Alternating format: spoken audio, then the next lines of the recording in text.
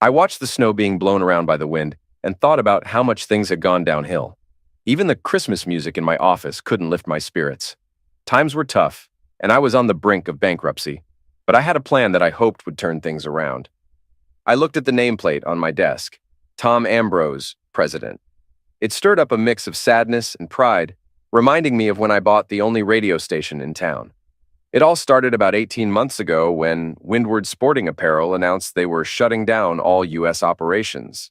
The local factory in my hometown, Milton, North Carolina, which was the fifth largest employer in the county, was closing.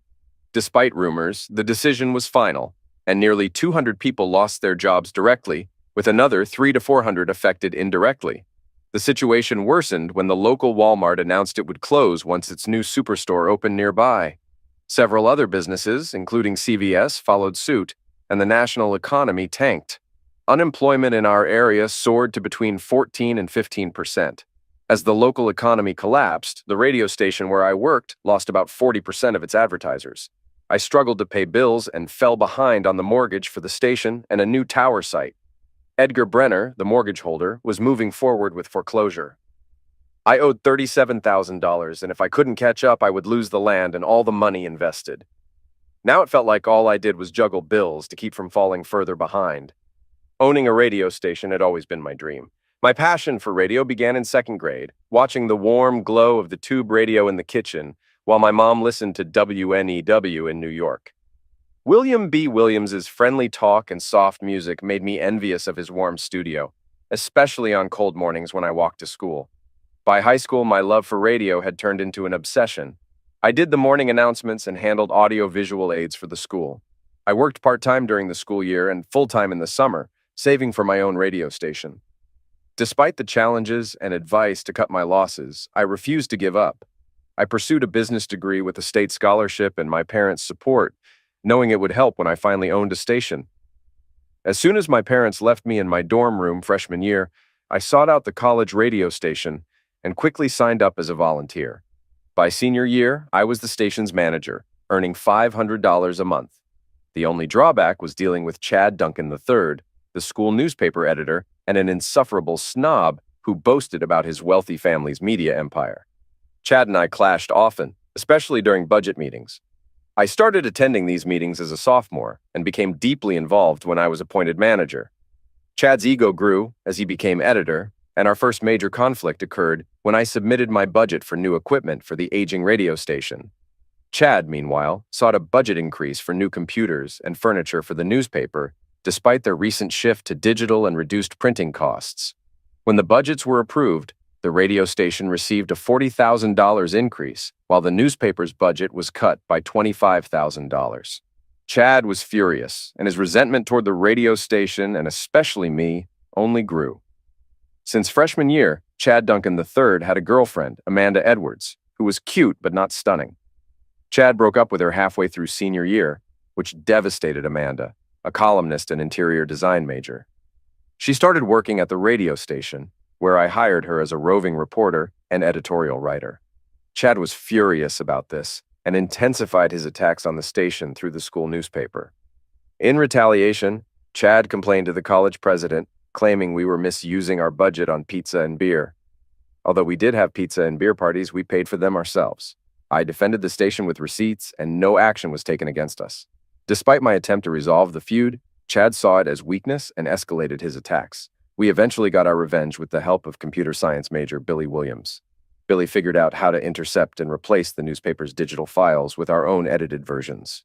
We filled the paper with nonsense stories, limericks, incomplete sports scores, and silly editorials demanding things like nap time and beer from drinking fountains.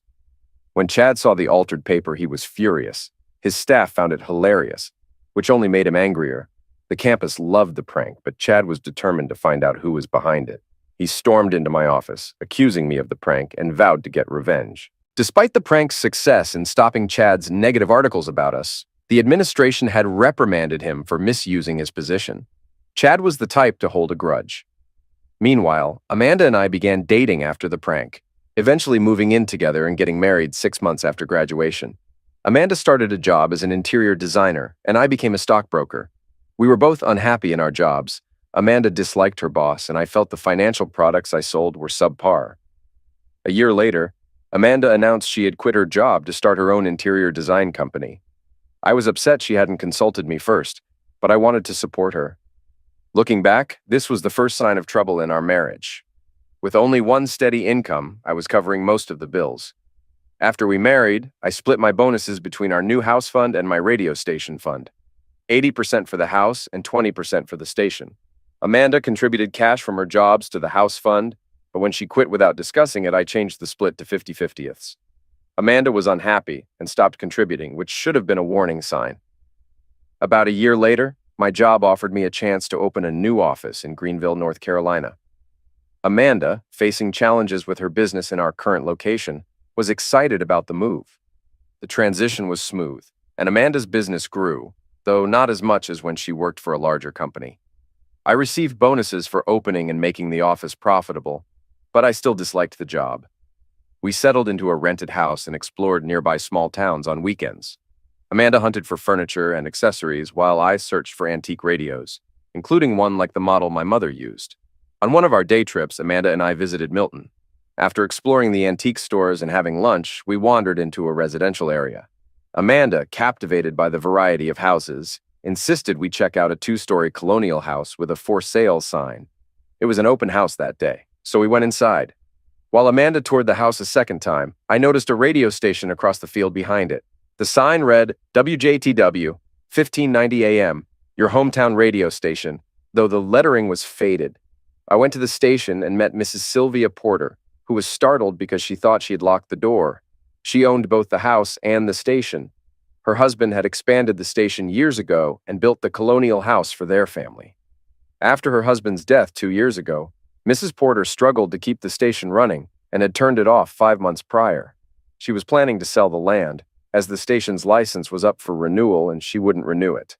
During my conversation with Mrs. Porter, it became clear she wanted to move to Florida to be near her daughters. She was frustrated because no offers had been made on the station, and the last 2 offers on the house had fallen through due to financing issues. She was reconsidering her decision not to finance the sale herself. I became very interested in buying the radio station. When I told Mrs. Porter I was keen but short on funds, she offered to hold a mortgage for me. Excited, I rejoined Amanda, who had fallen in love with the house and wanted to make an offer. I suggested we bid on both properties. Amanda initially wanted to use our funds solely for the house, as it needed repairs. However, I convinced her that buying both properties together would give us a better deal. By the end of our discussion, Amanda agreed. We made an offer of $200,000 for the house and $100,000 for the station, which was valued at $75,000. Mrs. Porter accepted and agreed to finance both sales, 4% for the house and 7% for the station. We signed the papers that day. 4 weeks later, we closed on both properties. We put $30,000 down on the house and $20,000 down on the station. The remaining funds would be used for house restoration and operating costs for the radio station. 2 days after closing, we moved into our new house. The 45-minute commute to Greenville was a hassle, but owning a radio station made it bearable, and the steady paycheck eased the burden of both mortgages. We immediately began renovating the house. A painter tackled the interior and exterior, while a flooring company refinished the hardwood floors, installed carpeting, and added tile in the kitchen and bathrooms. Amanda also arranged for a handyman to fix the windows and the railing. For the radio station, I hired Scott Wainwright, Mrs. Porter's former engineer, to assess our needs. His report detailed necessary upgrades, including a new automation system, which cost nearly $4,000 but promised to streamline operations. I programmed the station with a mix of hits from the 60s, 70s, 80s, and country classics, which proved popular with listeners. Scott also revealed that Fred Porter had previously planned to move the station's tower closer to Greenville, a move that would enhance the signal. Fred had secured FCC approval, but the application was about to expire. I renewed the application but put the project on hold due to the $125,000 cost for construction and new land, which I couldn't afford. I took a week off to help with house repairs and set up the new automation system at the radio station. After loading the music and adding station identifications, I turned the station back on. The response was great, and within 2 days, my first advertiser, Herb Canner from the local funeral home, signed up. Over the next 18 months, two issues loomed over my happiness. I still disliked my job and the long commute, and Amanda couldn't have children. She was indifferent about this and refused to consider adoption, which I missed as another red flag. I decided to quit my job in Greenville, but Amanda was upset since her interior design business wasn't thriving as expected. To convince her, I created a spreadsheet showing that quitting would not harm our lifestyle. I demonstrated that the radio station's income could cover nearly all our expenses, with a small $1,000 shortfall that I would make up by selling more ads. To sweeten the deal, I offered to advertise Amanda's business for free on the station. She liked the idea, especially voicing her own ads. This plan was part of my strategy to attract new advertisers. I visited local businesses, gave them small promotional items, and explained the benefits of radio advertising, encouraging them to record their own ads to create a personal connection with potential customers. For the next 3 years, I was living my dream with a loving wife and a successful radio station. But despite this high point, my life took a turn for the worse, and I faced losing everything. Determined to save the station and my own sanity, I fought hard to turn things around. One person relying on the station was Lou Talbert, a former DJ whose career was derailed by alcoholism. A month after relaunching the station, Lou showed up at the station smelling of alcohol but with a wealth of radio experience. I took a chance and hired him for the 7-9 a.m. slot, despite warnings from others. Lou initially struggled with his drinking but gradually quit and became a reliable part of the team. His morning show, though initially awkward, became a hit. He shared engaging stories and music, winning over listeners despite frequent technical mistakes. Another person who came to the station was Jimmy, a young man with red hair and an unkempt appearance. He came from a troubled background. His father had left, and his mother struggled with alcoholism while raising 4 children. I asked the boy what I could do for him, and he looked panicked, saying he'd leave. I stopped him and asked his name. He told me it was Jimmy Saunders. I offered him a tour of the station, and he was thrilled, clearly overwhelmed by the opportunity. He reminded me of myself at his age, mesmerized by the radio world. He seemed completely captivated as we moved from room to room.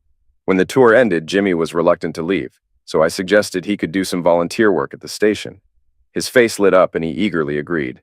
I gave him 2 WJTW t-shirts, which he clutched tightly, valuing them immensely. However, I mentioned he'd need to shower before coming in. His joy turned to panic as he explained they had no running water at home and couldn't use the high school locker room anymore. I reassured him that he could shower at the station if he brought clean clothes. That's how Jimmy started working for me. Initially, he just cleaned the station, but I soon taught him how to use the production equipment. He picked it up quickly and began producing commercials, earning $100 a week, which he used to support his siblings. After 3 months, I gave him an evening on-air shift. His show, which featured high school events and continued to play our music, became popular. With the show's success, Jimmy's standing in school improved, and he was no longer seen as an outcast. I taught Jimmy how to handle equipment at football games and eventually hired him for the afternoon drive time show. 2 years later, he was up for a DJ job in a bigger market. Jimmy also solved a big issue with broadcasting high school football games. With 5 high schools each wanting their games aired, he suggested we broadcast 2 games per school and hire students to record the other games. We'd then create a Saturday morning sports show combining highlights from all the games. This approach was a hit and resolved the issue. 2 years after buying the station, I found a 10-acre plot for the new tower. It was marshy land owned by Edgar Brenner, who demanded $8,000 per acre, well above its value.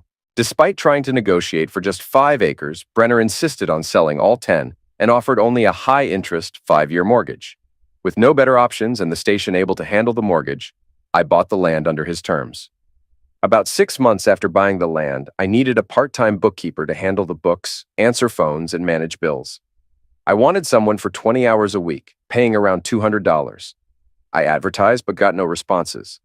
Just as I was about to give up and wait until I could afford a full-time employee, a young woman knocked on my door one morning.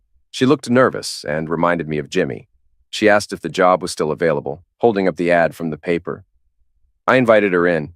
She was in her 20s, about 5'3", with light brown hair and a ponytail. Her clothes were wrinkled and her shoes were worn, but she had a pretty face and a shy smile. I introduced myself and asked her about her experience. She didn't have a resume and seemed worried when I asked. She had no bookkeeping experience, but knew how to use a word processor. She didn't know how to use a spreadsheet, which made me think she might not be right for the job. Then, a small child's voice called out. Tracy, the young woman, quickly got up and apologized, saying it was her daughter. I told her to bring the child in. The little girl, around 3 or 4, had blonde hair with a pink bow and a lollipop-stained smile. She held her mother's hand and sucked her thumb. After Tracy settled back in her seat, Kimberly climbed onto her lap, resting her head on her shoulder and asking if they could eat soon. Tracy explained they would after she finished. I offered Kimberly a cookie from a Tupperware container, which made her eyes light up. I gave her a couple more and mentioned they were homemade chocolate chip cookies from Mrs. Myers, who brings them weekly as a kind of bribe to keep playing certain music.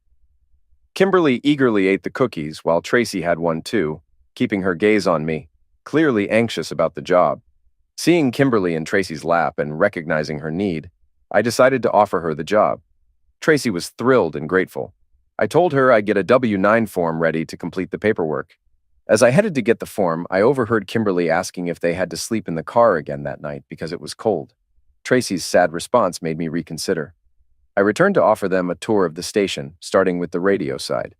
Kimberly was fascinated to see the live broadcast. I saved the residential part of the tour for last, explaining that the previous owners had lived in the building while raising their kids until they moved to a new house, which my wife and I later bought along with the station. I showed Tracy and Kimberly around the residential side of the station and then made an offer. I suggested they use the space at the station until they found their own place. I reassured her it was a common practice. Both Jimmy and Lou had stayed there before. Tracy seemed hesitant but appreciated the offer, saying they didn't have a place yet. I quickly put a new lock on the bedroom door and handed over the keys. I pointed out the fridge with leftover pizza and soda and reminded her to finish the cookies in my office. Tracy moved in and started working at the station. Though she initially said she'd find a place soon, she later admitted she couldn't afford one. She had left an abusive boyfriend and was grateful for the shelter. Hiring Tracy turned out to be a great decision. She mastered the spreadsheet program in no time, reorganized our file system, set up a billing schedule, and worked far more than the 20 hours she was hired for, without complaint. After 3 weeks, I felt bad for paying Tracy so little, so I raised her salary to $250 a week and offered her a 25% commission on any advertising sales she brought in. Tracy excelled in sales and soon earned an extra $500 a month in commissions. I enjoyed having Tracy and Kimberly around.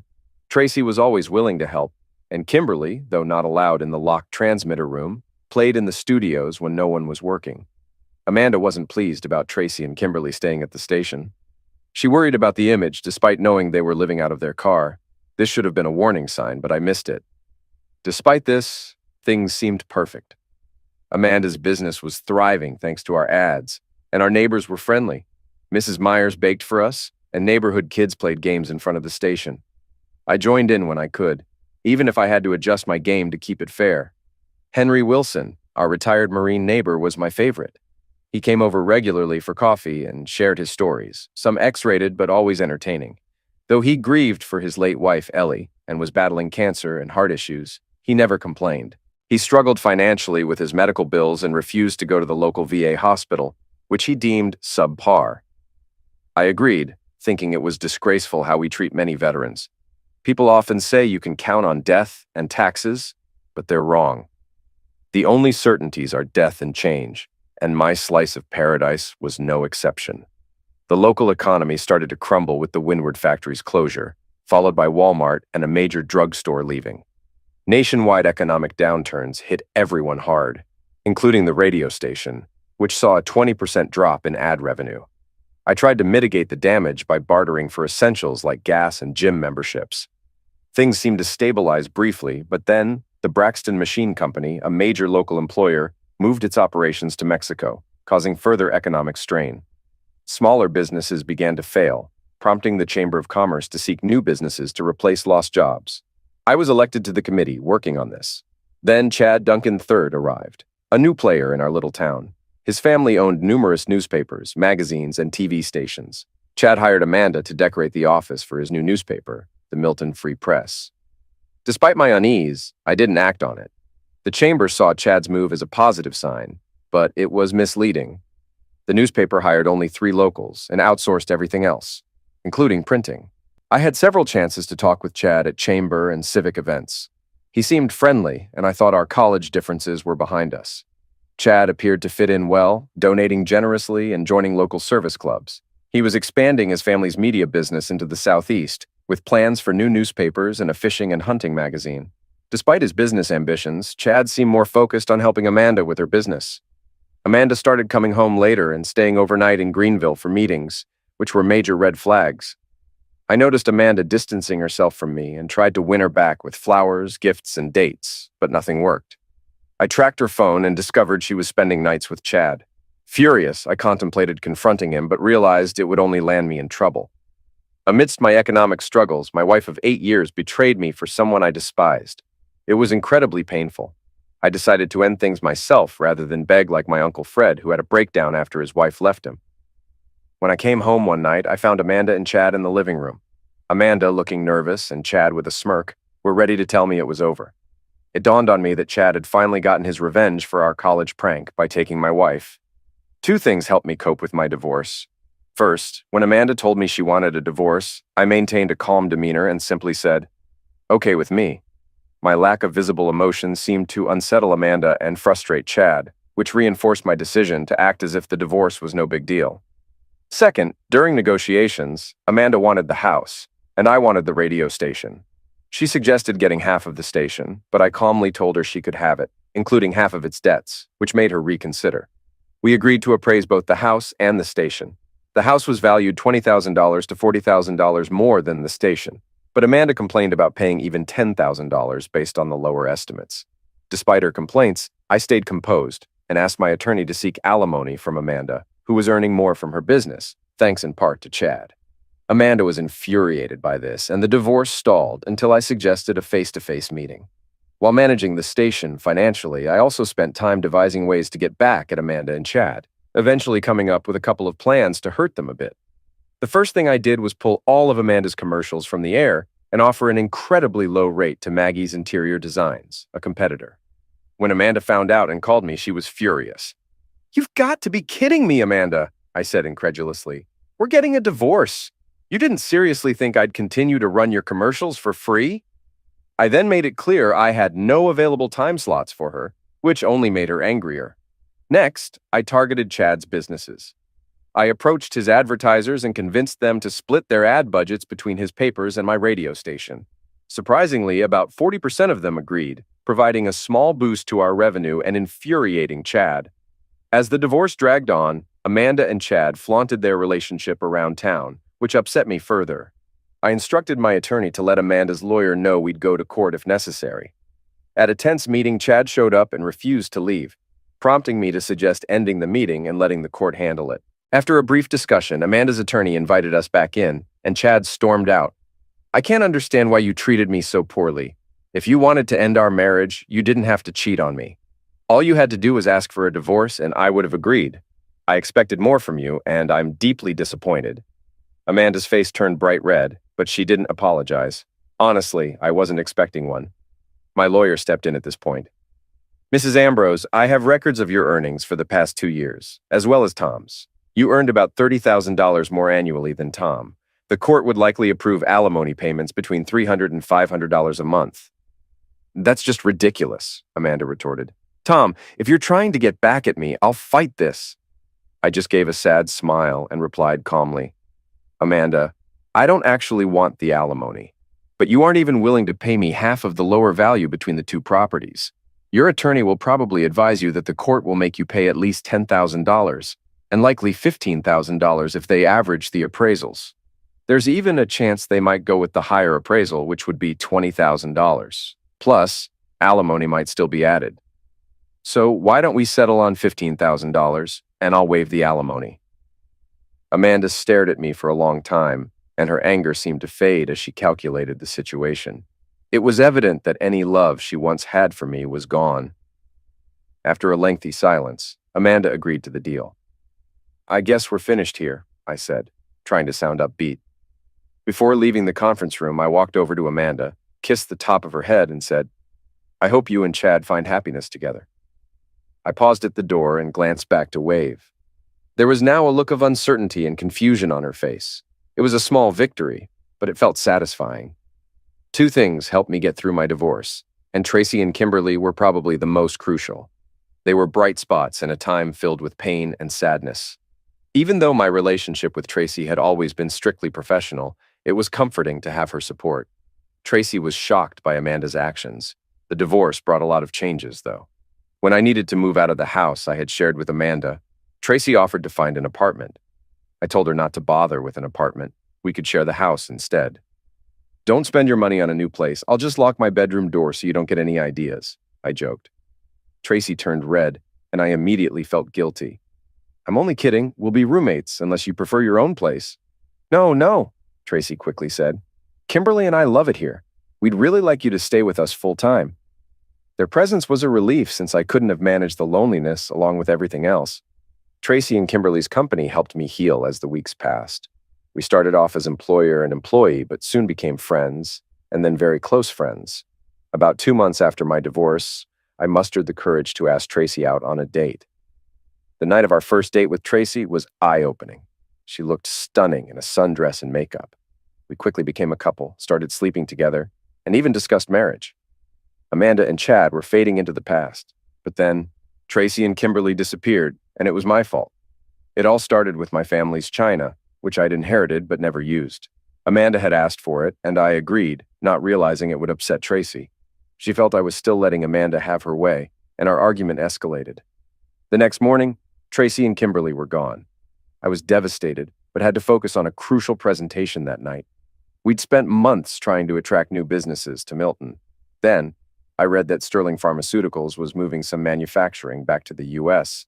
They were considering North Carolina, Oregon, and California. Oregon was out due to unrest, and California due to high taxes and regulations, leaving North Carolina as the top choice. Our committee had worked hard on our proposal, and Milton was a finalist. We had a promising site with a 400-acre industrial park, close to the interstate, and with a rail spur. Everything now depended on our presentation in Asheville that night. I was chosen to give the presentation to Sterling Pharmaceuticals. We had everything ready on 6 thumb drives, with mine containing the visuals. If Sterling picked our location, it would bring hundreds of construction jobs and 250 permanent positions. Abbott Medical Supply also showed interest in our area if Sterling chose us. The presentation was scheduled for 7 p.m. in Asheville, and I was preparing tax forms at 2:15 p.m. when I noticed an unusual silence on the radio. I rushed to the studio and found the music was being transmitted, but the main transmitter had shut down. Jimmy offered to switch to the backup transmitter while I investigated the main one. The backup, though operational, was old and prone to overheating. I asked Jimmy to contact our engineer, Scott. 10 minutes later, Jimmy returned with Scott on the line. Scott, working 3 towns away, said he couldn't come immediately, but would come the next day if needed. He advised opening a window in the transmitter room to cool it and removing the back of the transmitter. With a blizzard coming, he suggested closing the window later and turning the thermostat down to 55 degrees to prevent overheating. I instructed Jimmy to close the window and lower the heat before he left. I also asked him to check on Henry across the street, who was having trouble shoveling snow.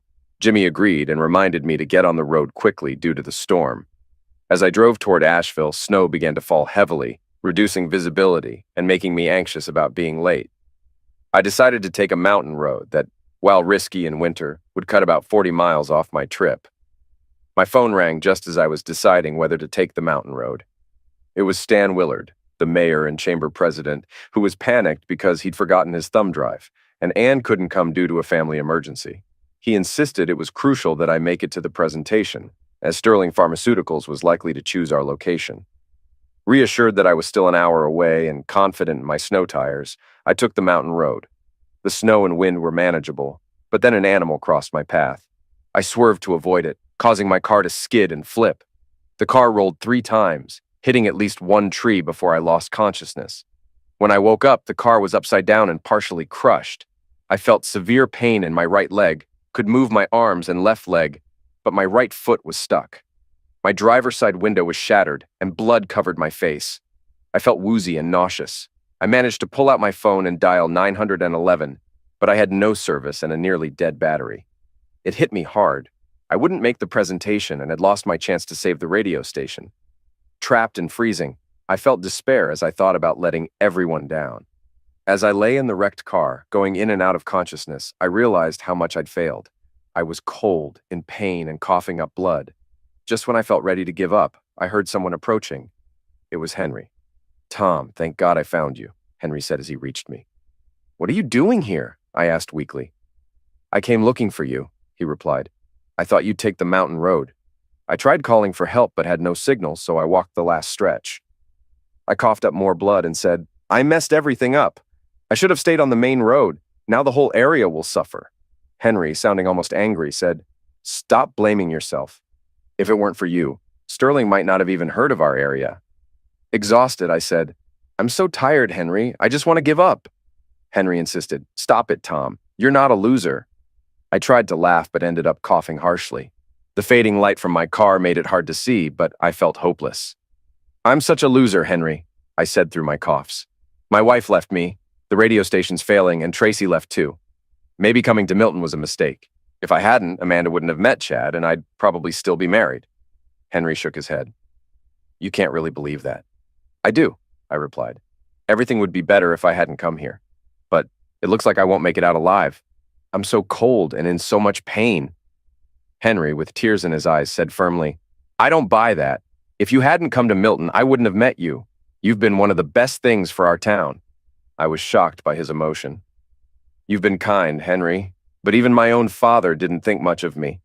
I'm a screw-up and I'm too tired to care." Henry insisted, "You're wrong. I'm going to prove it. But right now we need to keep you alive. Don't bother. I'm not worth it." Bullcrap. Henry cleared a space around the window by sweeping away the snow, exposing some dry leaves, twigs, and sticks. He used old gas receipts and crumpled leaves as kindling, arranging the sticks on top.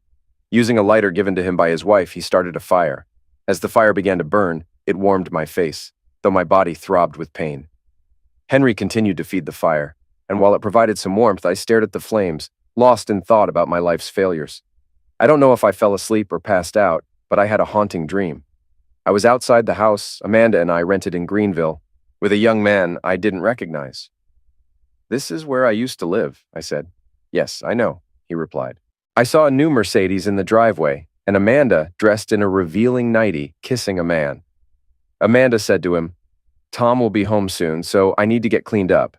He's in line for a promotion, and once he gets it, I'll file for divorce." I was stunned and began yelling at my wife. "Get your cheating ass out of my house!" Neither of them even glanced my way. Apparently, they couldn't hear me.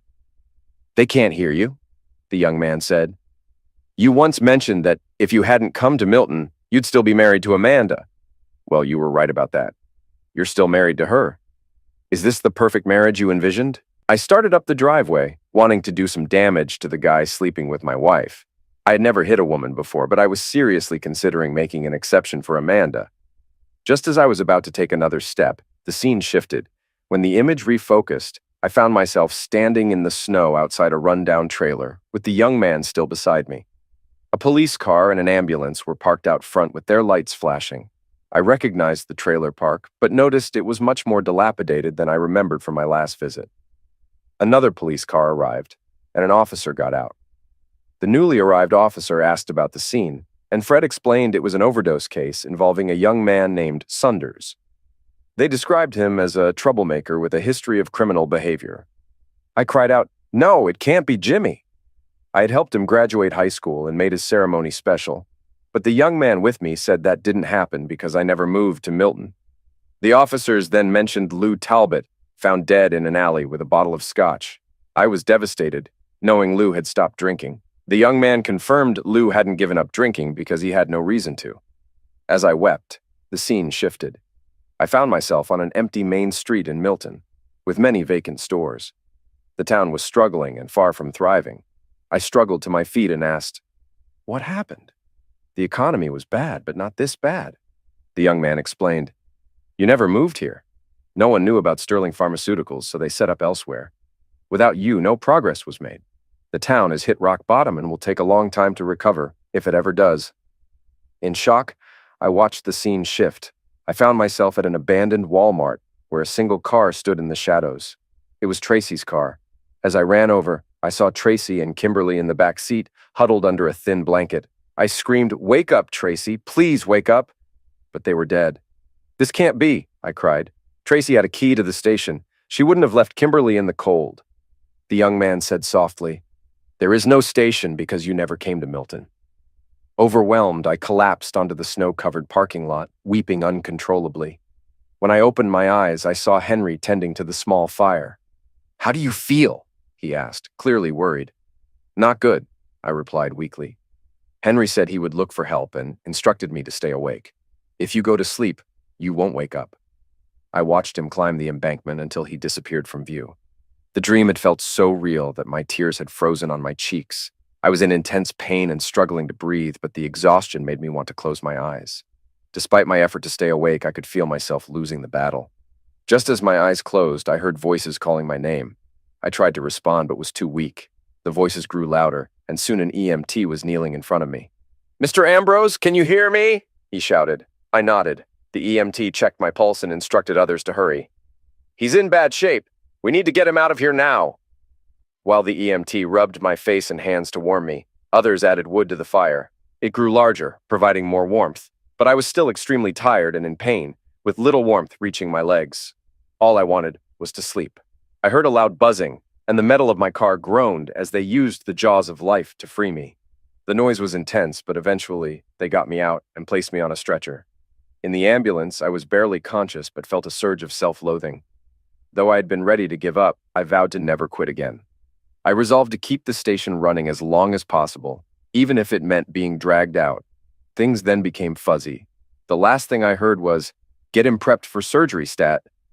Later, I woke up in darkness, feeling someone holding my hand, but I faded out again. When I next woke, it was daytime, and I was alone. Dr. Anderson, my primary care physician, was beside my bed. He said, "You had 4 broken ribs, 1 punctured a lung, and 3 broken bones in your right foot. Hypothermia was the biggest concern. The fire likely saved your life." "I didn't start the fire," I corrected him. "Henry did." Dr. Anderson looked puzzled. "Henry Wilson? That's not possible. He died of a heart attack yesterday. Jimmy Sunders found him and called 911. "That can't be," I insisted. "Henry found me and started the fire." Dr. Anderson explained, "What you saw was likely a hallucination. You were severely injured, freezing, and your mind defaulted to someone you trusted. It's a common reaction in such extreme situations." I considered the doctor's explanation and accepted it. Made more sense than the idea of a dead man starting a fire for me. A few hours after waking up in ICU, I was moved to a regular room. As my mind cleared, I felt deep sadness, not about the station, but for Henry, Tracy, and Kimberly. Henry, my first real friend in the neighborhood, had become like family. Despite his tough past, including a difficult service in Vietnam and losing his wife Ellie, he remained kind and supportive. I felt honored to have been part of his life. I pushed these thoughts aside and focused on the station's situation. When I called, I was relieved Jimmy answered. He assured me that Scott had fixed the main transmitter and ordered the necessary parts. I wanted to talk more, but had to end the call when Stan entered the room. "Thank God we found you, Tom," Stan said shakily. "We had half the town searching for you. You scared everyone." "I'm sorry for all this and missing the Sterling meeting," I replied. "I shouldn't have taken the mountain road." "Don't worry about it," Stan said, patting my shoulder. I gave part of the presentation and then explained what happened. "I had to leave to help search for you." "I'm sure we'll get a rejection letter soon," I said, feeling even more defeated. "I'm not so sure," Stan said. "Mr. Sterling called this morning to check on you. He wants to meet you because he's impressed by how the whole town rallied to find you." I was uncertain about Jeff Sterling wanting to meet me, but assumed the new plant project was likely dead. "Stan, I have files on 6 other companies interested in expanding or relocating. Please take them and have the committee start working on new proposals." "I'll get the files," Stan said, "but don't worry about anything except getting better. They're planning to discharge you tomorrow." "I'll try not to worry. But yes, they're releasing me tomorrow," I said, showing him my casted foot. "I'll be on crutches for a few weeks. Let me know if you need anything," Stan said before leaving. A little later, Tracy appeared at my doorway. My heart lifted. "Can I come in?" she asked, her smile uncertain. "Yes, please," I said, opening my arms. "I'm so happy to see you. I'm sorry I caused you to leave. I'm not keeping Amanda's dishes." Tracy hugged me tightly and silenced me with her hand. "It wasn't about the dishes. I was just jealous and thought you still had feelings for Amanda." "I don't care about Amanda anymore," I reassured her. "Time has healed my heart. I realized I was never her true love, and she never really got over Chad. But you don't just stop loving someone, Tracy said quietly. I was afraid you were still in love with her because she's beautiful, and I felt plain. Stop that, I said.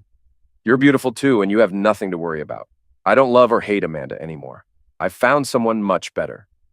I kissed her, and she responded passionately. Holding me close, she whispered, I love you so much.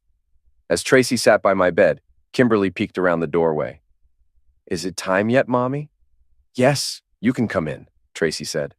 Is Mr. Tom still mad at us? Kimberly asked anxiously. No, Mr. Tom was never mad at you, I assured her. In fact, I love both of you. Kimberly beamed and rushed toward me, but Tracy caught her just in time. The next day, Jimmy drove me back to the station. Tracy had cleared a path for me to navigate on crutches. While I was recovering physically, the station and my finances were in serious trouble. I was behind on bills, facing foreclosure on the new tower's land, and near losing electricity. My staff had agreed to half pay, but I struggled to meet that. Tracy refused any payment and was economizing everywhere. She extended printer cartridges, made notepads from used paper, refilled old water bottles, bought food from the dollar store, and found a thrift coat for Kimberly. Meanwhile, she was also out searching for new advertisers. I was deeply moved when Kimberly came to my office with her piggy bank, offering it to help pay the bills. I kissed her, thanked her, and told her to save it for something nice for her mother. I felt completely overwhelmed and lost, but the one thing I held on to was Tracy and Kimberly. The thought of not being able to provide for them was crushing. By the day before Christmas, I was in a deep rut, but then 3 unexpected visitors arrived just when I needed them most. The first visitor showed up at my office shortly after 9 in the morning. He was a tall, distinguished man with short brown hair and a warm smile. I hoped he was an advertiser or someone who could help, but he was neither.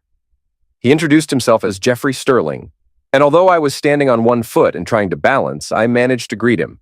He told me he had come to meet the man who got an entire town searching for him. Jeffrey explained that he was impressed by how the town rallied for me, especially when the mayor interrupted his presentation to help find me. He was even more impressed by the real presentation I sent him.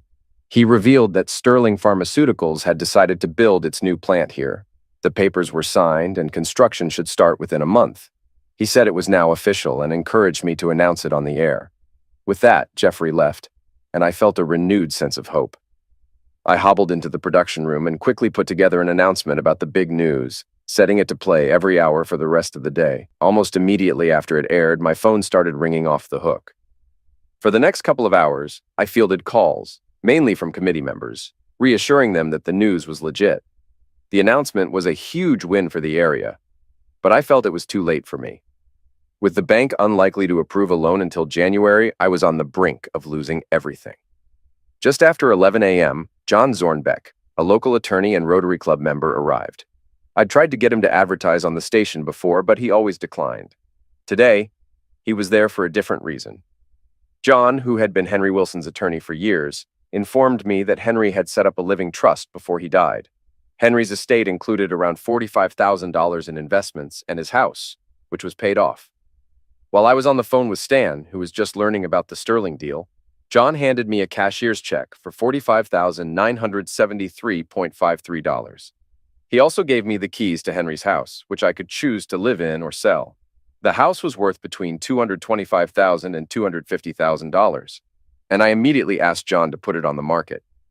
After John left, I called Stan to update him on the news from Jeff Sterling. Stan was thrilled, barely able to contain his excitement. I told him I needed to run some errands and would catch up later. As I looked at the cashier's check, I felt overwhelmed by Henry's generosity and love.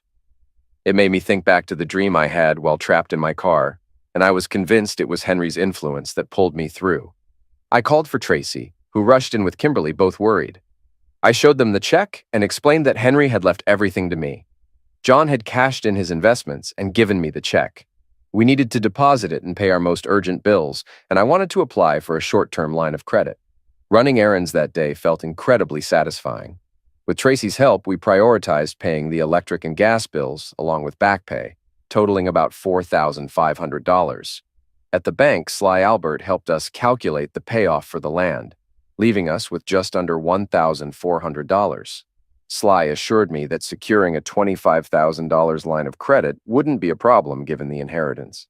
After wrapping up our tasks, I took Tracy and Kimberly out to lunch. Tracy hesitated, worried about spending money, but I insisted. We'd settled our critical bills and arranged for a short-term loan, plus we could expect around $200,000 from selling Henry's house. Kimberly was thrilled when I took them to IHOP, her favorite place. Back home, Tracy and I decided to explore Henry's house. I'd been there before, but never really looked through his closets or cellar. The house was typical for a bachelor: clean but wrinkled clothes, a fridge full of frozen dinners, and a closet of Christmas decorations Henry had stopped using in the past 2 years due to his health. One of the bedrooms was locked, but I had the key and was surprised to find a tool collection inside. About 30 tools, including 5 valuable antiques. I sold the antiques for nearly $10,000 and kept a Glock 40mm, selling the rest for $12,000. During our visit to Henry's house, Billy Richards, the EMT who had first found me, showed up. He returned some items from my car, including my 9mm Glock and a lighter with a Marine emblem. The lighter was definitely Henry's, though he'd never been in my car. I accepted it, puzzled. Before leaving, Tracy grabbed Henry's photo albums. That night, we watched It's a Wonderful Life while having dinner in front of a fire lit with Henry's lighter. I've always loved It's a Wonderful Life, but during the movie, I realized how closely it mirrored my own experiences. Unlike the movie, I didn't have a literal angel. My ordeal was a wake-up call that reminded me of my core values. After the movie, I tucked Kimberly into bed and joined Tracy, who was looking through Henry's photo albums. I was struck by a photo of a young Henry and his wife, Ellie. The young Henry in the picture was the same person who had appeared in my dream. I understood then that Henry had been my real angel. The Christmas was unforgettable. I was with my loved ones, and thanks to Henry's generosity, my financial worries were eased. Although the economy was still tough, optimism filled the town. 6 months later, Tracy and I got married, and 7 months after that, we had a son named Henry. His birth came with challenges. His lungs were underdeveloped, and he struggled with fatigue. When COVID-19 hit, our fears grew. Henry contracted the virus, starting with a mild cough and fever. Despite conventional treatments failing, our doctor, who researched alternative methods, eventually administered less common drugs. However, Henry's condition continued to worsen, and we were advised to prepare for the worst. Only one of us could be with Henry at a time, so Tracy and I took turns at his bedside. While I struggled, Tracy was barely holding it together. My biggest worry was Kimberly, who had taken on a motherly role with Henry since his birth. She was devastated and spent much of her time crying in her room, clutching Henry's teddy bear. On the 8th morning, I woke up to find Henry awake and watching me. He smiled and asked for pancakes, which was a joyful moment for me. The nurse suggested starting with apple juice and toast, and Henry ate it eagerly. From then on, he improved daily, and after 3 more days, we could take him home. Bringing Henry home was a moment of great relief, especially for Kimberly, who was overjoyed and wouldn't leave his side. I had to set some limits on her mothering. That was 16 years ago. Tracy and I are still happily married, despite life's ups and downs. Kimberly injured her ACL playing soccer in college, but eventually recovered. I've had appendix and hernia surgeries, and Tracy had a scare with a breast lump that turned out to be benign. Henry's lungs eventually developed as expected, and he played football and baseball in high school, though he didn't pursue sports in college. Kimberly went to Wingate University for nursing, while Henry attended Tyler University nearby, majoring in communications. Kimberly graduated as a physician's assistant and now works at a small practice in Milton. Henry followed me into the radio business, sharing my passion for it and becoming a skilled salesman. Tracy and I wanted more children, but Tracy's medical issues led to a hysterectomy, so we focused on our 2 kids and our radio station, where Tracy still works. Amanda and Chad married but divorced 5 years later after Chad's failed company expansion and a rumored affair. Amanda returned to her old house across the field and resumed her business. One day, Amanda unexpectedly showed up at my office, seeking to advertise her business again on our station. Despite my initial hesitation, we worked out the details, and she recorded her commercials. As we finished, Amanda apologized for her past actions, attributing her behavior to Chad's influence. I was initially stunned by Amanda's apology, but appreciated it and agreed to be distant friends. We only interact at civic events, and strangely, Tracy and Amanda get along better than Amanda and I do. Amanda's business is thriving, though her personal life isn't, with 2 failed engagements. I sold Henry's house for $211,000 and used most of it to build a new tower and station in Milton, along with a small studio on the tower site. The move boosted our business significantly. Lou still works at the station and has been sober for years, now happily dating someone. Jimmy moved to a larger station in Charlotte where he's a top performer. He's engaged to a local girl and plans to marry in August. Although Jimmy can't visit Milton regularly anymore, he occasionally drops by incognito, and everyone knows it's him. Chad, who had always been arrogant and vindictive, tried to get back at me after Amanda and I married. He convinced his parents to buy an FM station in Greenville, overpaying by $200,000. His lack of business acumen led to its failure, and when his parents decided to sell, the station was in poor shape. I bought it for $395,000, moved its FM antenna to our new AM location to boost power, and Henry managed to make it break even. Many of Chad's newspapers failed, but the one in Milton is still running under new ownership. The new owners and I have a successful advertising partnership. Chad is rumored to be working at a newspaper in Maine, but his brother Michael will now run TriStar, as Chad's father has retired. It's Christmas again, and we watch It's a Wonderful Life every year in front of the fireplace, lit with Henry's old lighter. I'm grateful for Henry's protection and want to share a final story. After recovering from COVID, Henry told me he dreamed of walking toward a bright light, but was stopped by a soldier who led him back, saying they'd see us all again someday. I've shared that story just a few times, and naturally, only my family really believes it. Whether others believe it or not doesn't matter to me. Ever since my car accident, I've felt that Henry has been watching over me like a guardian angel, and I'm grateful to have been his friend. Happy holidays, and as Tiny Tim remarked, bless us all.